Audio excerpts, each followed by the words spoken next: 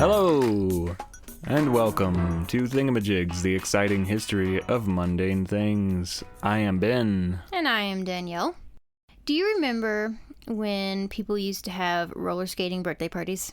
No. Is that a thing? Did you never have a roller skating birthday party? I don't think anyone has. What is that? Of course people had I had a roller skating birthday party. We all got together, there was cake, there was, it was fun. You got skates, you rolled around in a circle. You might get to hold a boy's hand that you might like. Roller skating birthday parties were very popular, and I'm sure they still are. There are tons of reasons of why you would want to have your birthday party at a roller skating rink. I simply cannot fathom a Gen Zer at a roller rink for their birthday party. It's for all ages. It's affordable. It's relatively easy. It's fun. And what about the health? There's lots of, it's healthy to, skate around. I don't know, just go on a walk. There's music. You don't even have to worry about a playlist. They take care of that for you. So does Spotify. You get to meet new people. You invite people to your birthday party, and then if no one shows up, you still have people at your birthday party. It's a fail-safe.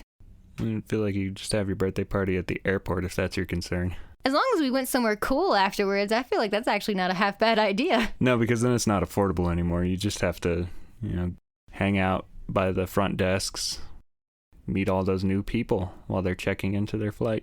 I can't imagine anyone would allow this. I don't think anyone's ever tried to host their birthday party at the lobby of the local airport, but I feel like they're going to kick you out. I don't think they would. There's no sign saying no loitering, I don't think. There's so many people sitting around already, they wouldn't know you from 6-hour layover. There's no sign saying no birthday parties, so... Anyway, we're talking about roller skates today. All things aside, I used to go skating with my family. We had pairs of inline skates that we would go up and down our road with. It was a lot of fun. People are complaining that it's 2023 and we don't have hoverboards, but we've had inline skates for a long time and they're pretty much the equivalent. So it's funny that you mentioned that inline skates have been around a long time. Inline skates were actually the first skates.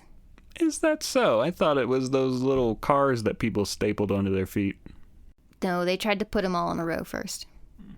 So we're going to start our timeline in the early 1700s, which I think is kind of refreshing since we usually start these things in Egypt. Skates don't roll that well on sand. I actually chose this subject because I knew it was a relatively new invention. I guess the Greeks and Romans were just too cool to waste their time with such a fun pastime, or maybe it was just too wholesome for their taste. Wholesome will be a frequent word in this episode. The Romans were so proud of their big fancy roads, but they never tried to skate on them, so clearly they were hiding something. They didn't want to really test their roads out. Roads are for walking. And trotting? They had donkeys. The very first inventor of roller skates is lost to time. There are some people who speculate on who it was, but I didn't add any names because, again, we don't know for sure. But we know he was a Dutchman in Holland who supposedly wanted to go ice skating in the summer. He accomplished this by nailing wooden spools to strips of wood and then attached them to his shoe. He called it skeelers, which I believe is a play on the words ski and wheels. It's a fun concept. This past winter, whenever the lake froze over, I really wanted to go find some ice skates and just go skate around for a couple of miles. That seems like it would be super fun. The first recorded name for the invention of roller skates is John Joseph Merlin of Belgium. John Joseph Merlin of Belgium. That's my name and approximate location as well. He was a maker of musical instruments, mathematical instruments, clocks, watches, even some wheelchairs. In 1760, he debuted his new invention at a masquerade party. See, party, skates, they go together. So he rolled around the room while playing a violin. Unfortunately, his roller skates did not do turning so good, and he hadn't invented any brakes, so he ended his demonstration with a bang, meaning he rolled straight into a very expensive ornate mirror. shattering it and possibly some bones.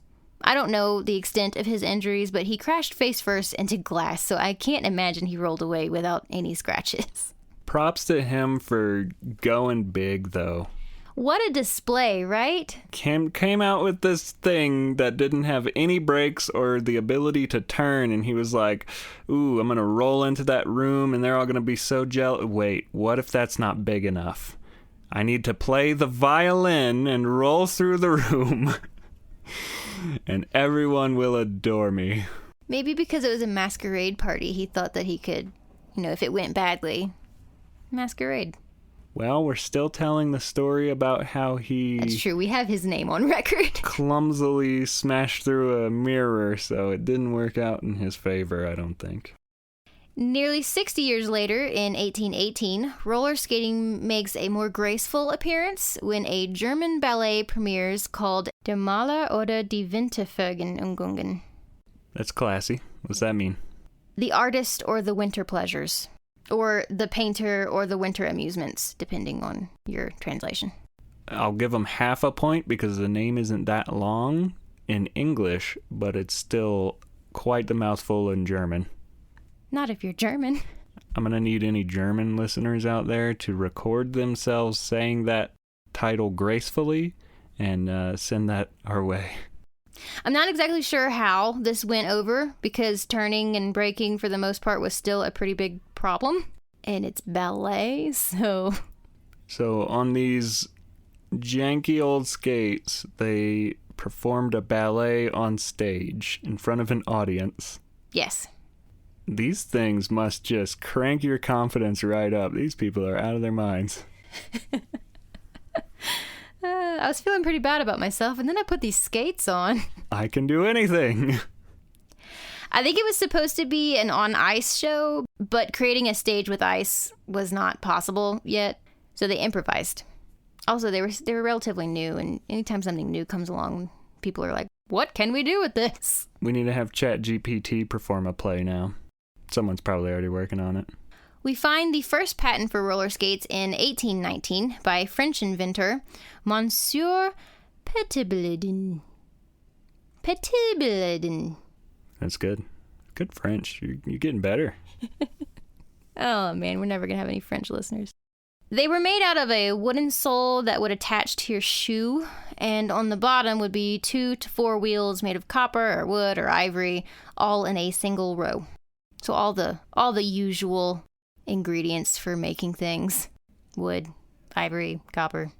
Well, there weren't any bones in it. Isn't ivory kind of bones? Kind of. It's like fancy bones. Yeah, fancy bones. You know you're doing good when you got the fancy bones on your shoes. These skates still did not give the wearer much maneuverability and mostly just let you roll in a straight line.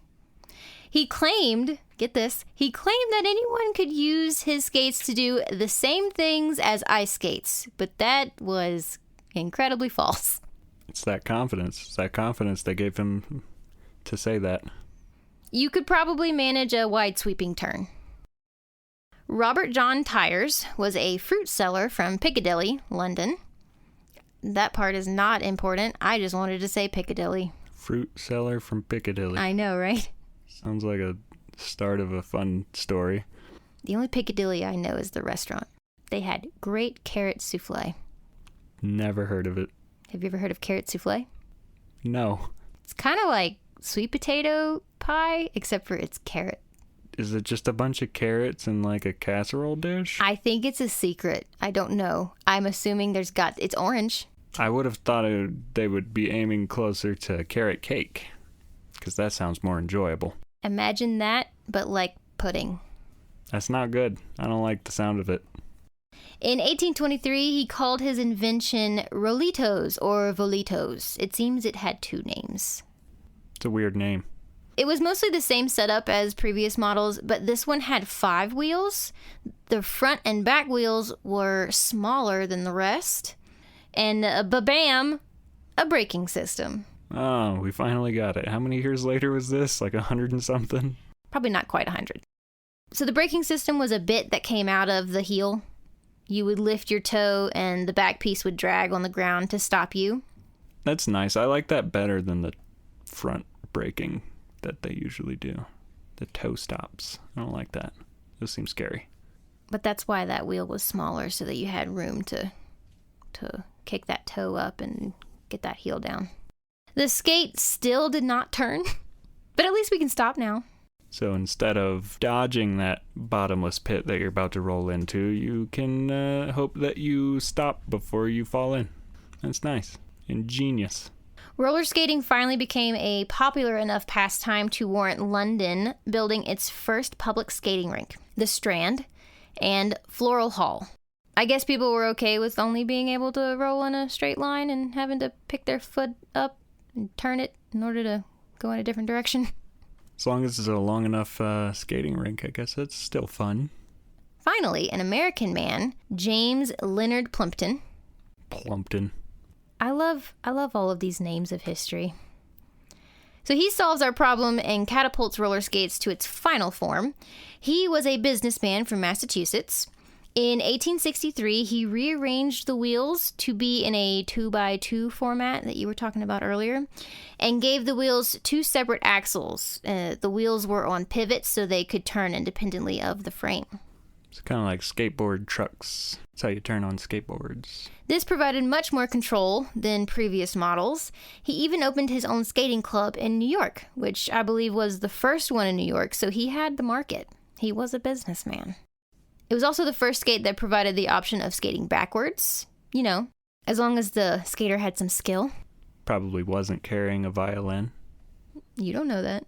He's probably hauling around a cello. Got the cello on little skates of its own. Mm-hmm. That'd be adorable. I don't think adorable is the word I would use for a giant cello rolling around, but it'd have little skates. It would be impressive for sure. In 1876, the toe brake was implemented. Spooky. And by the 1880s, the roller skating boom had taken off because roller skates started being mass-produced. And all kinds of weird things were being thought up to do on your skates. Far beyond just rolling around. They had like competitive skating, roller polo, speed contest, roller dancing. I'm sure there was more. Roller derby. We're gonna get there. That's a brutal sport. Don't rush, don't rush. In 1902, the Chicago Coliseum opened and had an unthinkable turnout of 7,000 people to their opening night. Wow. I know. That is a lot of folks. I'm hoping that it was like a filter in and out 7,000 people, not 7,000 people showed up all at once. You don't want to skate with 7,000 people? I don't think you can skate with 7,000 people. Well, there's a new world record where you're going to have to see through. By 1935, the Coliseum hosted their first roller derby, thus making them the birthplace of roller derby. Thank you, Chicago. Brutal sport. If you haven't seen roller derby in action, go on YouTube and look up some roller derby videos. It's gnarly. Things get nasty out there. In 1979, Scott Olson and Brennan Olson of Minneapolis came across a pair of old inline skates. Seeing the potential for off-ice hockey training, they decided to use modern materials and attached ice hockey boots. A few years later, Scott Olson started promoting his creation and opened Rollerblade Incorporated. Is that where we get rollerblade from? I believe so.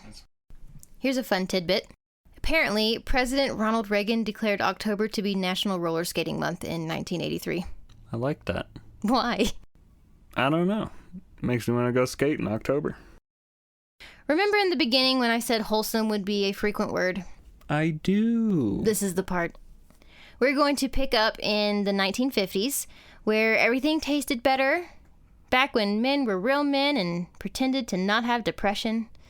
Black people got their very own water fountains and bathrooms. Roller skating was for the whole family. Ah, the good old days. Back when America was great. Make America skate again. Those high-spirited teens needed a wholesome pastime to keep them from doing drugs to each other, and Mom, the busy homemaker, needed a frequent break from her day in and day out cleaning, canning, and hard-working Dad, whose only other pastime was getting passed out drunk under the porch. These people needed an outlet, and the wholesome sport of roller skating was just that. It was perfect for the whole family. Personally, I think it was a great excuse for girls and boys to touch each other. "Oh, Billy, I need you to hold my hand so I don't fall over." There was this old video that showed a board that had a bunch of different things written on it, like trio or couples or skate off. It would flash, and then like the couples would get on the rink and skate together. I imagine it must have been a big statement to do the couples skate dance. Like, ooh, Sally and Billy went on the roller rink for the couples skate dance. Are they an item now? Some hot tea.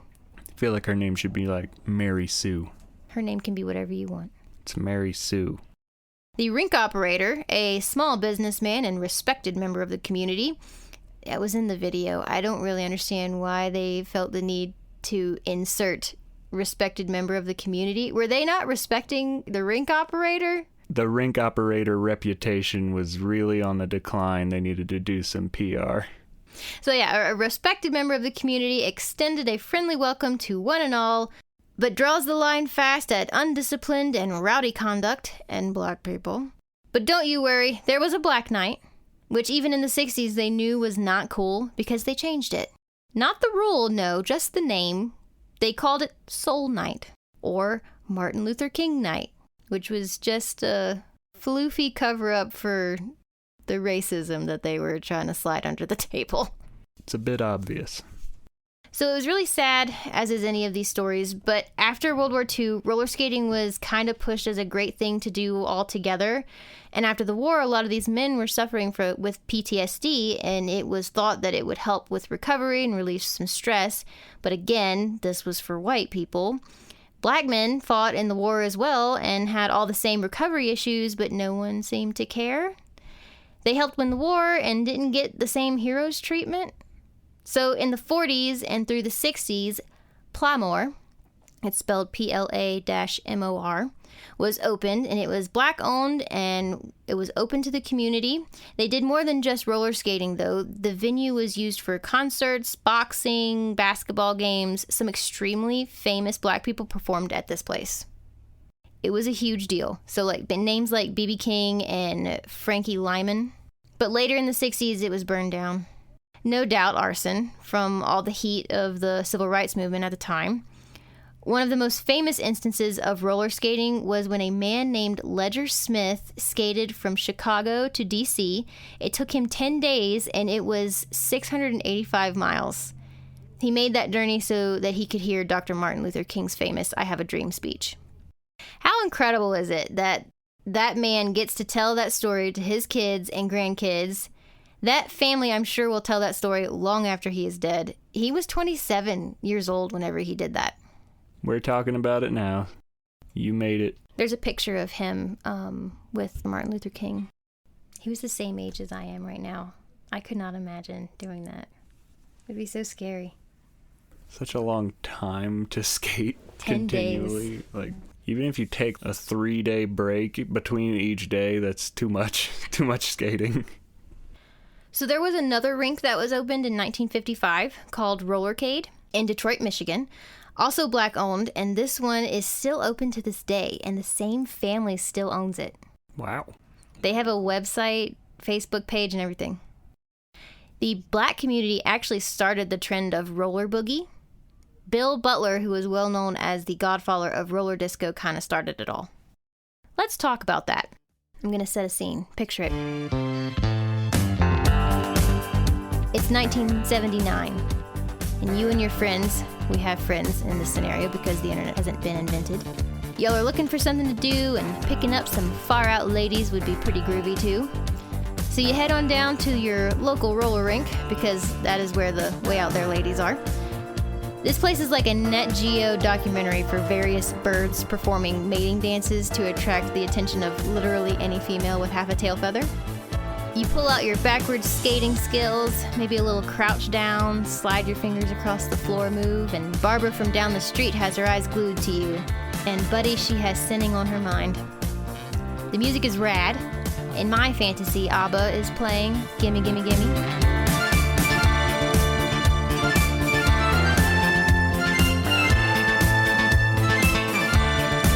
Man, if I could have been born in a time where I could roller dance to ABBA, No social media, no waking up the next day to an embarrassing video of you on Snapchat. Just you, the rink, and Barb.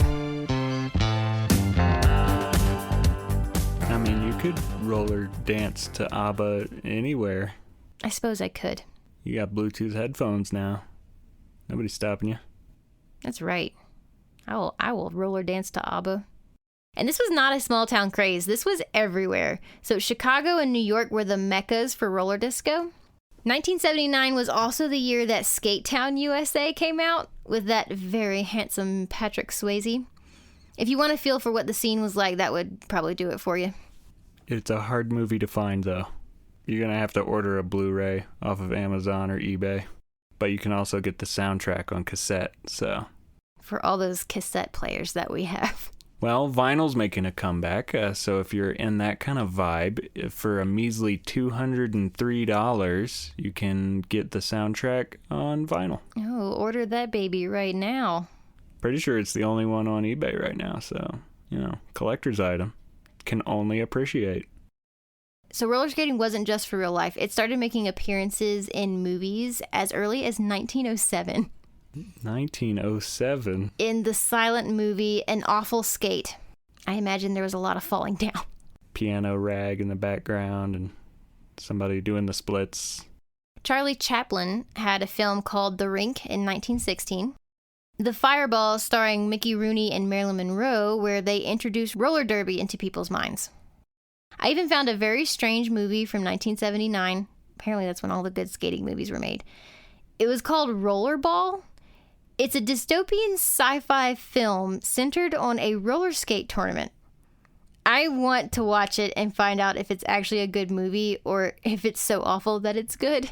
Either way, you can't lose. Whip It is the only movie I've seen that was very centered around roller skating. Did you ever watch Whip It with Elliot Page? I've done Whippets. No.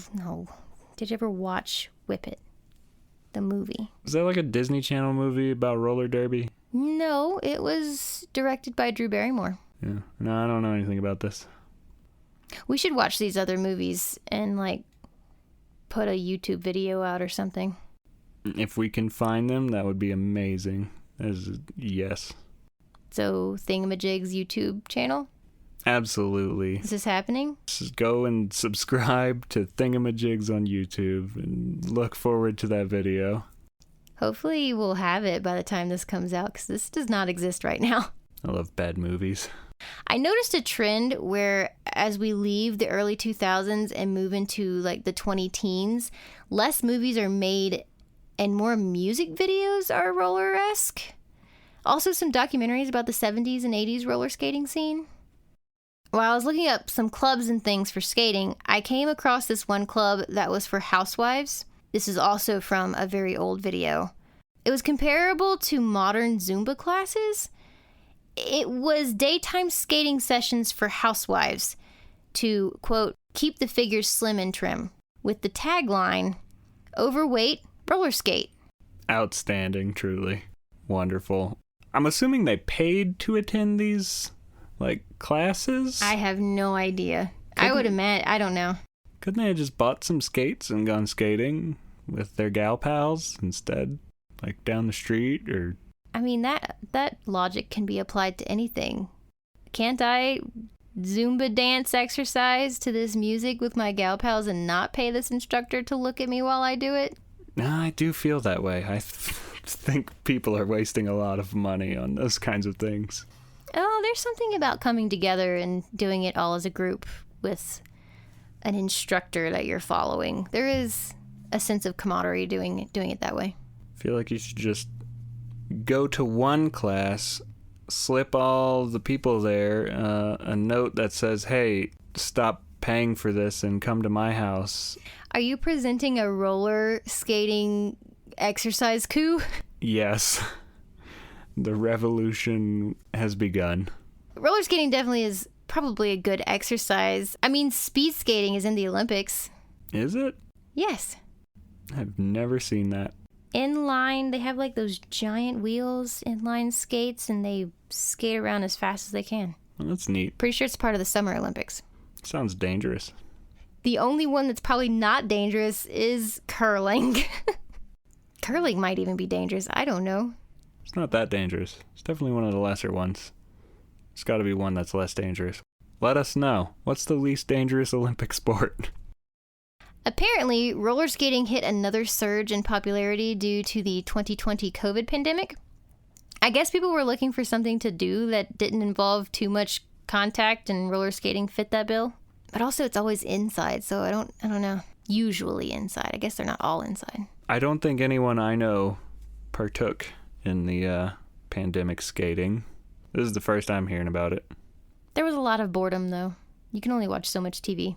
We went on lots of walks to our mailbox. That was a big event in the day when we were all locked down. Checking the mail was an excursion. And we had a long driveway. That's it. That's all I got. Until we watch those movies, we don't even know. We don't even know what we're going to be getting into. I wonder if there are any... You know how they have electric bicycles? I wonder if there are electric roller skates. There are, but they aren't very good yet. For some reason, no one has made a very good one, even though I feel like it wouldn't be that hard. I mean, you're on wheels, so like you could strap a pretty decent sized battery and motor on there without really screwing anything up. You should add some pictures to the docs of some of the early skates. They, like I had said, they were attached to your existing shoe, but they looked like bicycles, but small and on your foot. We didn't even talk about Heelys. I had a pair of Heelys. I had a pair of Heelys. They were awesome. They were the kind with the big wheel, like the big rubbery wheel. So like if you hit a small enough rock, you wouldn't face dive into the pavement.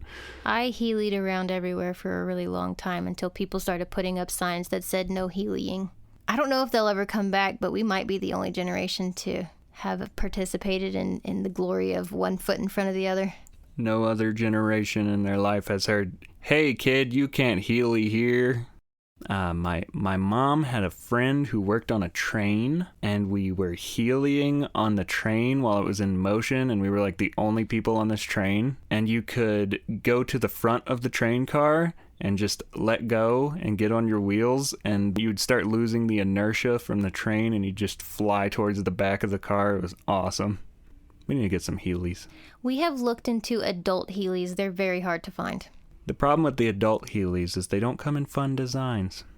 Oh, yeah, I do remember this now. We can find adult Heelys, but we can't find them in, like, fun colors and fun cartoons that we like. Wasn't there a SpongeBob pair of Heelys that you liked, but they were only for kids? If you're a child, they got Minecraft. There's a lot of cool Minecraft designs. Wow. Pac-Man Heelys. I wonder if our boss would let us Heely around the store while we're working. That would be amazing. I feel like we'd get picked on a lot, but it's worth it. Oh, and you can get light-up Heelys with LEDs in the soles. But those are only for children. Say the ones that the adults can have, Ben. I mean, if you have small enough feet... Which I do. If you wear a 13 youth, I don't know what that means, but... Ooh, look at that hot pink and black camo Heelys. Come on, dude. We need to do an outro. This is bad content. Well, this has been a delightfully exciting history of a mundane thing. Don't forget to grab a goose and overweight. Roller skate. Oh my gosh, I can't believe they actually said that. Thanks for listening. Nah, go! Forgive me, but you look for me. Forgive me, but you look for me.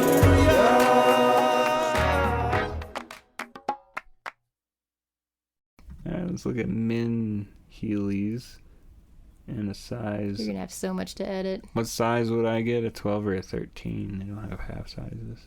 Probably a 13. Alright, so let's look at what they have in a 13. Can we do this later? No. Ooh, you can get gray camo. I like those. I'd wear those. Well, they have South Park Heelys. They got Towley on them. You're not gonna use any of this. I might.